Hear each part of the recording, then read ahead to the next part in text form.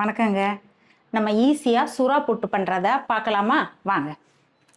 இதுக்கு நான் வந்து நல்ல சுடு தண்ணியில் மஞ்சத்தூள் உப்பும் போட்டு இதை வந்து வேக வச்சு உறுத்து ரெடி பண்ணி வச்சுருக்கேன் பாருங்கள்.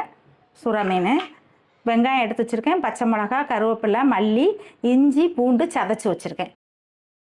எண்ணெய் ஊற்றிக்கலாம், கடுகு கொஞ்சம் போட்டுக்கலாம், ரெண்டு உளுந்த பருப்பு சேர்த்து போட்டுக்கலாம், கொஞ்சமாக சோம்பு, வெங்காயத்தை போட்டுருவோம். வெங்காயம் பச்சை மிளகா ரெண்டையும் சேர்த்தே போட்டுருவோம். அது கூடயே 2 உப்பு தேவையான அளவு போட்டுருவோம். கொஞ்சமாக மஞ்சத்தூள் போட்டுக்கணும். இப்போ இந்த சுறா இருக்குல்ல, அதை போட்டுடலாம். ஆல்ரெடியே நம்ம அதில் மஞ்சத்தூள் போட்டு தான் வேக வச்சுருக்கோம். பெப்பர் தூள் சேர்த்துக்கணும். சுறா புட்டு டேஸ்ட்டை அடிச்சிக்கவே முடியாதுங்க, அவ்வளோ அழகாக இருக்குங்க. கருவேப்பிலை போட்டுக்கலாம். அவ்வளோதான், இனி இறக்கிற வேண்டியது.